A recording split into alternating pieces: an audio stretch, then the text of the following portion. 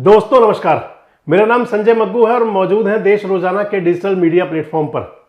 आपसे बात करने चला हूं हरियाणा की राजनीति में और खासकर भारतीय जनता पार्टी की राजनीति, जिसके अंदर की मुख्यमंत्री मनोहर लाल ने, चाहे वो प्रदेश इकाई के नेता हो चाहे वो केंद्र इकाई के नेता हो, सबको एक संदेश दे दिया कि हरियाणा में होगा तो वही जो मनोहर चाहेंगे। इस सब के पीछे कारण ये कि कल भारतीय जनता पार्टी की सूची जारी हुई राज्यसभा के प्रत्याशियों के लिए कि राज्यसभा के लिए कौन लोग जाएंगे, और उस सूची के अंदर हरियाणा से जो नाम गया वो नाम गया सुभाष बराला का। हरियाणा भारतीय जनता पार्टी के पूर्व अध्यक्ष, आजकल हरियाणा सार्वजनिक उपक्रम ब्यूरो के चेयरमैन हैं। इसके साथ साथ किसान कल्याण आयोग जो एक नया बना था उसके भी कर्ता धर्ता वही हैं। सुभाष बराला को राज्यसभा की टिकट मिल गई और मान लीजिए कि टिकट मिलते ही उनकी जीत की गारंटी भी हो गई, क्योंकि और कोई सामने फॉर्म भरने वाला भी नहीं है नॉमिनेशन करे जो। तो बात यह है कि सुभाष बराला को जो भारतीय जनता पार्टी की तरफ से प्रत्याशी बनाया गया, पिछले 3 दिन मुख्यमंत्री मनोहर लाल दिल्ली में रहे थे। दिल्ली में रहते हुए वो अमित शाह जी से भी मिले थे, विप्लव कुमार देव के निवास पर भी रणनीति बनी थी। इसके साथ साथ वो भारतीय जनता पार्टी के संगठन के तमाम बड़े छोटे नेताओं से मिले थे। नड्डा साहब से भी मुलाकात हुई थी। उन मुलाकात के अंदर लगता है सबसे बड़ी बात तो यही रही थी कि बराला साहब का टिकट पक्का कर दिया जाए।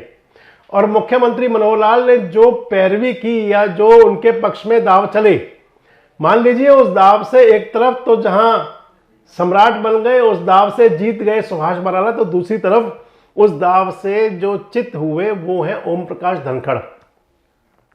हरियाणा की राजनीति के अंदर कांटा निकालने की बात बहुत चलती है कि इसका कांटा निकाल दिया, उसका कांटा निकाल दिया, ये कांटा निकाल दिया, वो कांटा निकाल दिया। और एक कांटे निकालने की बात शुरू की थी हरियाणा भाजपा के एक बड़े नेता पंडित रामविलास शर्मा ने। पंडित रामविलास शर्मा ने 2017 के अंदर जब विधानसभा का उपचुनाव हुआ था जींद में, और जींद के उपचुनाव में जिसके अंदर की रणदीप सिंह सुरजेवाला को कैथल का विधायक होते हुए जींद से विधानसभा का उपचुनाव लड़ने के लिए कांग्रेस पार्टी के सिंबल पर भेजा गया था, तो उस समय दादा रामविलास शर्मा ने कहा था कि भूपेंद्र सिंह हुड्डा ने अपना कांटा निकाल दिया। और उसके बाद से लगातार कई कांटे निकलते रहे, कई लोगों के कांटे निकाले गए, कई नेताओं ने अपने कांटे निकाले। और अब जब भारतीय जनता पार्टी के राज्यसभा सदस्य के लिए प्रत्याशी का चयन हुआ, सुभाष बराला प्रत्याशी हुए, तो एक बार फिर चर्चा हो गई कांटा निकालने की। तो क्या मनोहर लाल जी ने भी ओम प्रकाश धनखड़ का कांटा निकाल दिया?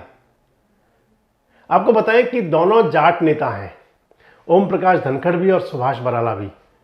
2014 में दोनों विधायक का चुनाव जीते थे पहली बार। सुभाष बराला चुनाव जीते थे फतेहाबाद जिले की टोहाना सीट से, और ओम प्रकाश धनखड़ चुनाव जीते थे झज्जर जिले की बादली विधानसभा सीट से। बादली से विधायक बने ओम प्रकाश धनखड़ तो बन गए थे हरियाणा सरकार में वजीर, कृषि मंत्री थे, बड़ा भारी उनका महकमा था और बहुत भारी उनका डील डोल था, बहुत रौब था, सब कुछ था। और इधर सुभाष बराला क्योंकि मुख्यमंत्री मनोहर लाल के बहुत नजदीक रहे हैं, सुभाष बराला बन गए थे भारतीय जनता पार्टी के प्रदेश अध्यक्ष। 2019 का विधानसभा चुनाव आ गया, सुभाष बराला की अगुवाई में विधानसभा का चुनाव हुआ, लेकिन टोहाना से सुभाष बराला जी बहुत बुरी तरह चुनाव हार गए, लगभग 55-56 हजार वोट से। और उधर ओम प्रकाश धनखड़ चुनाव हार गए बादली विधानसभा में जाकर के, अपने ही क्षेत्र से वो विधानसभा का चुनाव हार गए। ओम प्रकाश धनखड़ साहब का भी जो मार्जिन ऑफ गैप बहुत बड़ा रहा था, दोनों नेता चुनाव हार गए।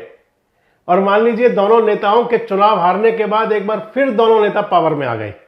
ओम प्रकाश धनखड़ तो बन गए हरियाणा प्रदेश भारतीय जनता पार्टी के अध्यक्ष सुभाष बराला के स्थान पर, और सुभाष बराला क्योंकि कृपा पात्र रहे हैं मनोहर लाल जी के, सुभाष बराला बन गए हरियाणा सार्वजनिक उपक्रम ब्यूरो के चेयरमैन।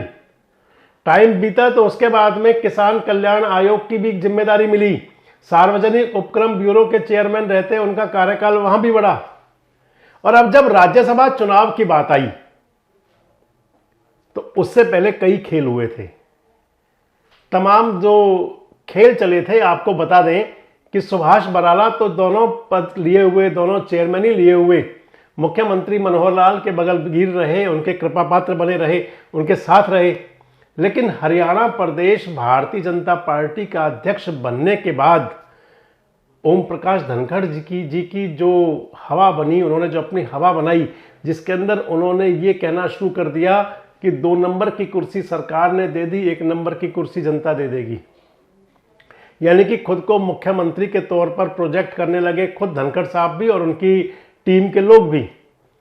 जन्मदिन आया धनखड़ साहब का 2023 में, जन्मदिन पर भारी जलसा हुआ गुरुग्राम के अंदर, और बस जन्मदिन के तुरंत बाद 2-3 दिन बाद ही धनखड़ साहब की छुट्टी हो गई प्रदेश अध्यक्ष पद से।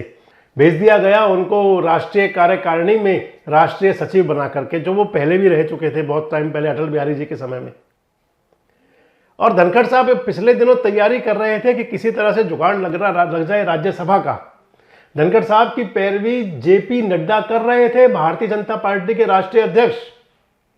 जेपी नड्डा कह रहे थे कि धनखड़ को टिकट दे दिया जाए राज्यसभा का। जेपी नड्डा की सिफारिश थी कि धनखड़ को भेज दिया जाए, लेकिन चुपचाप मनोहर लाल लगे हुए थे सुभाष बराला की फील्डिंग जमाने में। और फिर वही हुआ, मैंने जो आपसे पहले कहा है कि हुई है वही जो मनोहर चाहा, यानी कि मनोहर लाल जी की चाहत थी सुभाष बराला को टिकट दिलवाने की। सुभाष बराला को टिकट मिला राज्यसभा का, और धनखड़ साहब यहां भी देखते रह गए। ओम प्रकाश धनखड़ जो राष्ट्रीय नेता हुआ करते थे कभी किसानों के, यानी कि क्योंकि भारतीय जनता पार्टी किसान मोर्चा के राष्ट्रीय अध्यक्ष थे, अखिल भारतीय विद्यार्थी परिषद के समय से ही उनकी जेपी नड्डा साहब से ठीक ठाक बैठक है, लेकिन वो कुछ भी काम नहीं आया। मनोहर बाण के सामने सारे तीर फेल हो गए। अब सुभाष बराला जी का राज्यसभा सदस्य बनना तय है। नॉमिनेशन करने के साथ ही बिना वोटिंग के बाद में उनका डिक्लेयर हो जाएगा कि सुभाष बराला राज्यसभा के लिए निर्वाचित हुए, और फिर सुभाष बराला का जो भारतीय जनता पार्टी के अंदर कद है हरियाणा भाजपा के अंदर, वो और थोड़ा बढ़ जाएगा। वैसे आपको क्या लगता है कि क्या ओम प्रकाश धनखड़ का मुख्यमंत्री मनोहर लाल ने वाकई कांटा निकाल दिया है? आपको क्या लगता है कि जिस प्रकार से सुभाष बराला को राज्यसभा में भेजा गया, तो क्या मुख्यमंत्री मनोहर लाल 2024 के जो अक्टूबर के अंदर विधानसभा चुनाव आने हैं उसकी फील्डिंग जमाने में लगे हुए हैं? और आपको क्या लगता है कि क्या अब, क्योंकि टोहाना से देवेंद्र बबली ने हराया था सुभाष बराला को, देवेंद्र बबली आजकल मंत्री हैं और काफी नजदीक भी रहते हैं, तो क्या देवेंद्र बबली अब जननायक जनता पार्टी छोड़कर भारतीय जनता पार्टी में शामिल होंगे? कमेंट्स बॉक्स में आकर अपनी प्रतिक्रिया जरूर दें, और इस प्रकार के वीडियोस अपडेट्स के लिए हमारे साथ जुड़े रहें, देखते रहें देश रोजाना। हमारे साथ जुड़े रहने के लिए देखते रहिए देश रोजाना का यूट्यूब चैनल सब्सक्राइब कीजिए। साथ ही देश रोजाना की खबरें सबसे पहले देखने के लिए प्रेस कीजिए बेल आइकन।